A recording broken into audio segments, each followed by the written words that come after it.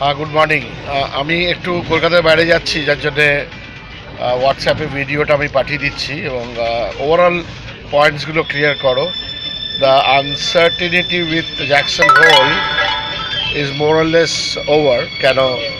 Janet বলছেন যে আপাতত এমপ্লয়মেন্ট ডেটা যেটা মান্থলি 1,90,000 করে হচ্ছে, তাতে ইন্টারেস্ট রেট তো বাড়াতেই হবে। এখন সেপ্টেম্বরের মিটে বাড়ানো হবে এবং আগামী দিনেও বাড়বে, এটা একটা মোটামুটি বলে দিয়েছে। সুতরাং দের ইজ নো অ্যাম্বিগুইটি এবং কোনো রকম বাজারের জন্য এটা কোনো আর সাসপেন্স থাকছে না।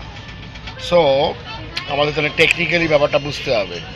এই নিউজটার পরে যেটা পার্টিকুলারলি হতে পারে সেটা হচ্ছে, যদি বাজার ওপর দিকে যায়, we have to still wait for 8733 Nifty closing to get in to 8,880 zone.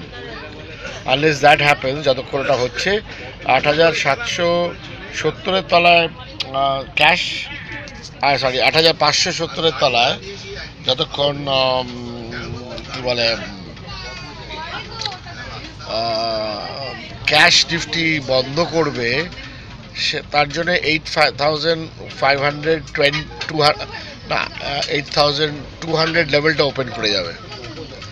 এখন কারেকশনের বিষয়টা কি, সেটা কিছুই নয়, যে টাইম ওয়াইজ কারেকশনের কথা যেটা আমি আগে বলে রেখেছিলাম সেটা শুরু হয়ে গেছে এবং ওটাকে এন্ডোর্স করেছে এইচএসবিসি এবং ক্রেডিট সুইস। তারাও আজকে বললো যে টাইম ওয়াইজ কারেকশন মার্কেটে ইজ ওভারডিউ।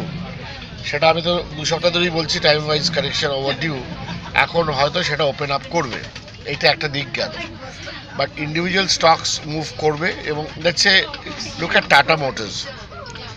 এরকম নেগেটিভ মার্কেটে ফ্রাইডেতে অতটা মুভ করলো না। What is the reason? The reason is incremental top line growth. Profit তো ঝাড় খেয়েছে বিকজ অফ ব্রেক্সিট।